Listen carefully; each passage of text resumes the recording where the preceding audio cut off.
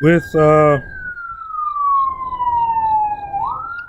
now our current status right now in America, you feel like there's equality right now? So the question that I've been asked is there equality in America? And I've got a deep heritage in what America is when it comes to my Native American heritage, and I'd say our early colonial heritage that where I come from in the mountains and in Arkansas. Um, Equality is what you make of it, right? So let me give you my worldview. My worldview is where I come from. Everybody is equal because there's not a divide in what I can see in you because I don't see you very often. So we're our population is very dense in the mountains where I come from. So when I come from that worldview and I look at what there is as far as America in regards to equality, I look at, where have we come from? Native Americans are still on reservations, and I think about the treaties that were made with the Native American people. I think about some of the tragedies associated to when you say the term America, to the development of America. I see all of the things that we've struggled with from the very beginning still relevant today. So when you ask me, is there equality in America? I have to say, America has done a better job in the world creating the dynamic where equality can exist. Conversation from America impacts the world. And so what I say to that question, is there equality in America? I say we have a better chance in America to impact humanity in a way that would establish equality than any other nation in the world that I see.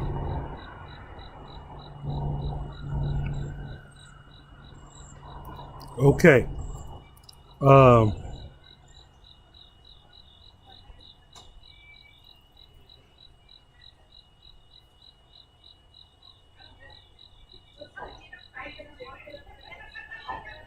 do you feel um, that physical oppression ended in the 1960s because a lot of black people, or some black people in this country, still feel that they are oppressed in this country? Today, in 2018, uh, do you feel that there's physical oppression uh, Yeah. today? So I get the question. I get it. Like going back to my heritage, when you say oppression in America, who's oppressing who? Who's the Americans? And we have a lot. We are the melting pot. So the world's people have come to America to put together what is, I believe, one of the greatest potentials for humanity to understand one another and to create a unity that allows us to develop not only ourselves and our cultures where we come from. I'm from the mountains, so I'm a mountain person. And in that, I am out here in the world abroad as a Native American, as an American, as a serviceman who served his country, as a citizen. And I look at the oppression of the individual. Take away anything that you want to put a label on somebody. do I see that there is a society that's dealing with oppression, and with that, a suppression of the potential that we have to overcome and to be more than what we have in the past. And I'd say there is an oppression in America that if we deal with it in a civil and a focused way, where we don't begin to unoppress a certain mindset, whether it be Asians, whether it be Africans, whether it be African Americans or descendants of American slaves, whether it be American Indians or Indians who were native to this country. And you can put the label on anyone that society has as well, from the gays and the lesbians and the those who are transgender human beings. America has the ability to, in my opinion, to manage those things that are creating oppression on an individual, such that we can shape the world's perspective on what it is to be unoppressed. Abundance without borders, the ability to see us as one. And so, yes, I would say there is a current state of oppression going on in the world today, but as an American, I say, and looking at what we can do to influence the world, I say, nothing we can't overcome. Okay. Drugs. What do you feel like is the new creation of drugs in our society now? The new creation of drugs. You mean what has it done to affect creation? Drugs have done a lot to affect creation in a positive way and in a negative way. There are people who you would demonize because they're using cannabis to self-medicate PTSD. And then you would look at the society and say, well, if people have PTSD and it's something that we recognize that exists, why are we demonizing somebody who is self-medicating to endure, to be on, relief, to get relief from simple as PTSD? So when I look at what you say in that question about the drug culture and what's changing in that, I would say that the dependency to self-medicate one, such that you depend on a doctor or a pharmacy or a pharmaceutical company or anything else in the future, I think what we have experienced in the war on drugs and what we have experienced in the pharmaceutical community is that we are going to I believe we are going to learn a little bit more about how this influences society, such that we develop something greater than the prescription culture, the corner drug dealer. I think we're going to grow beyond that on both sides of this, such that we understand the benefits that drugs can have on, and as well as the detriment that they can have on, such that we can overcome some of the social issues associated to drugs and the economic issues associated to how drugs play a role in how we have shaped society. The cost for policing, the cost for imprisonment, the cost for the judiciary to be able to, create a pathway to control. We've got to get a hold of it in such a way that the felony issue in America is a tragedy in the drug culture of self-medication. Am I an advocate for not understanding the drug and for people to take them? I'm not an advocate for that kind. I'm an advocate for saying if people are self-medicating and they're getting relief, why? And so when you talk about drugs and the current drug culture, I think there's an emerging of the experience that we've had on both playing fields, controlled substances and the drugs that are in our communities every day. People are, with their mental health and with other physical, chronic pain, PTSD, other things, are self-medicating, and we as a society need to understand that, such that we can begin to not suppress the growth of the positive that's coming out of it, that we can uplift all the things that are necessary for us to understand, to be able to figure out why we're in this situation and what we want out of the situation, so that we carry forward in the next situation a better result. Okay. Generational wealth. We're going to try to keep these questions, your answers, if you can, 1 minute. All right. You're doing a good job, by the way. I'm not. Yeah. It's just me. I just forgot to remind you. What do you feel like the difference between blacks and whites and the generational of wealth? I had a conversation with a group of African American young men, and they felt that there was a gap between black and white generational wealth. How do you feel about the difference between black and white's generational wealth? Focus on ownership. A black grandpa told a black,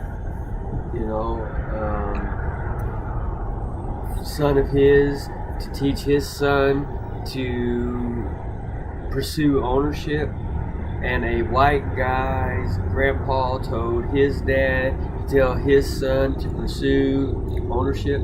Start off again, because I don't want to get involved with you answering it, because you started when I was still talking. Oh.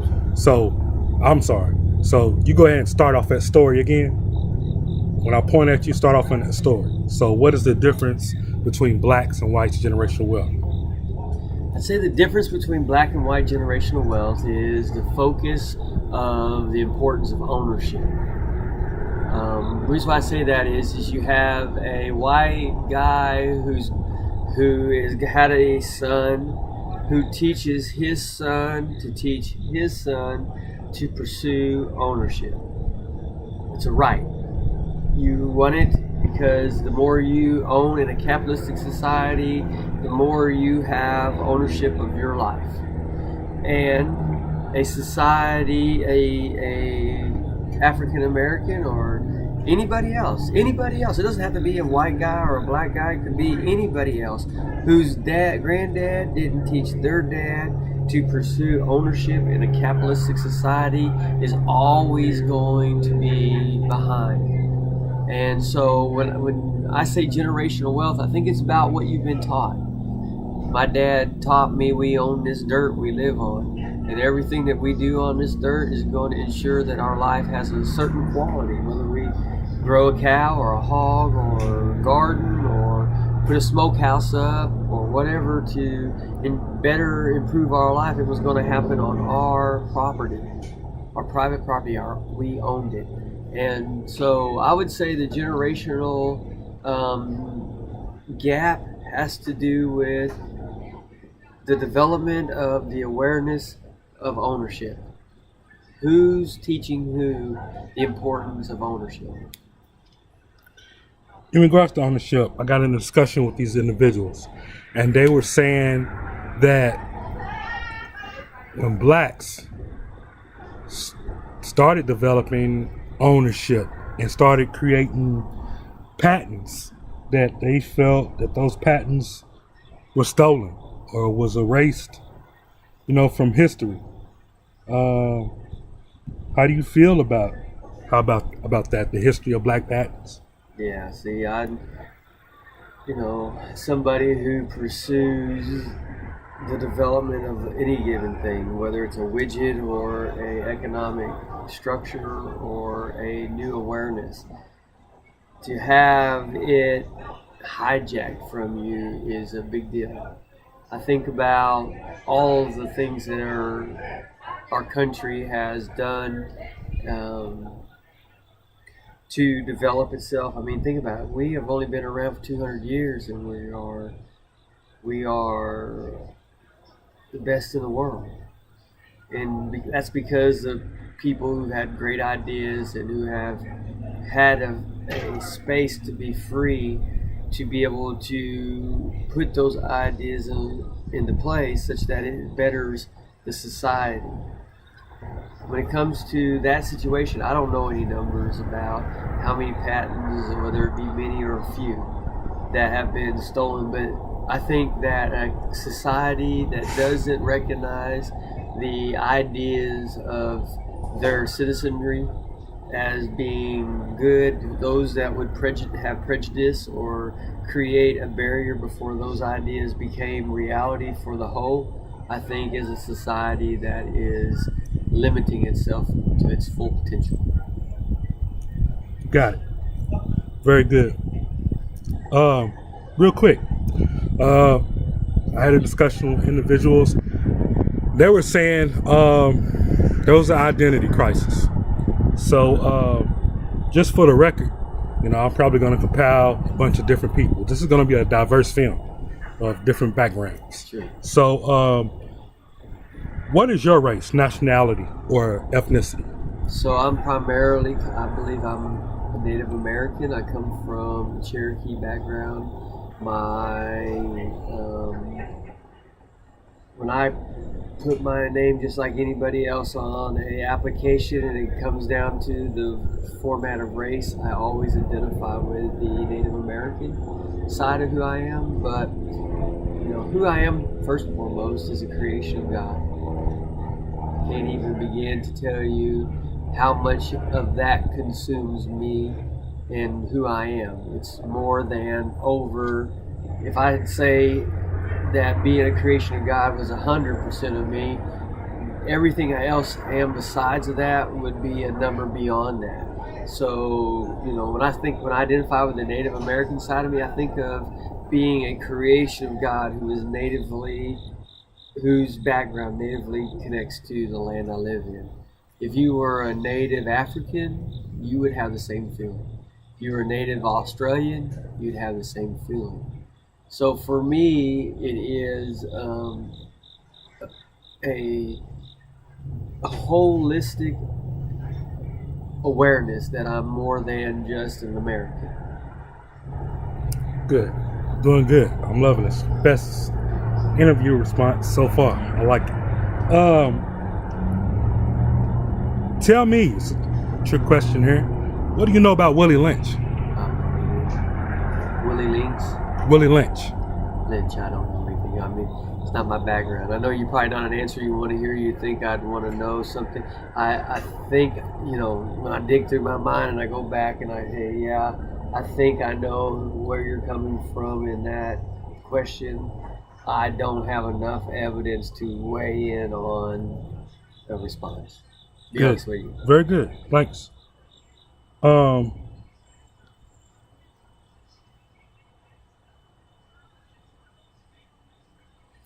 know you probably eat this one up in regards to yourself and the type of industry you work in. So, do you feel national security has policies that hold, I guess, your industry down?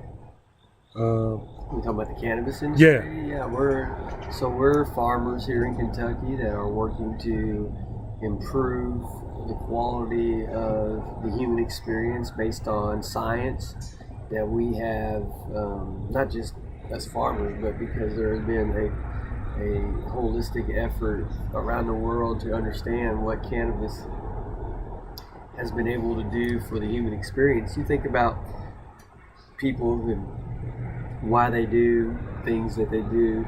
Sometimes they know better than the society, and in their minds, they believe this is something good for them. And when science backs them up, then I think society has an obligation to determine whether or not their past mindset was appropriate. And so when you ask me that question, what I would say to you, based on having been a cannabis industry, I'd say we've probably not made all the right choices.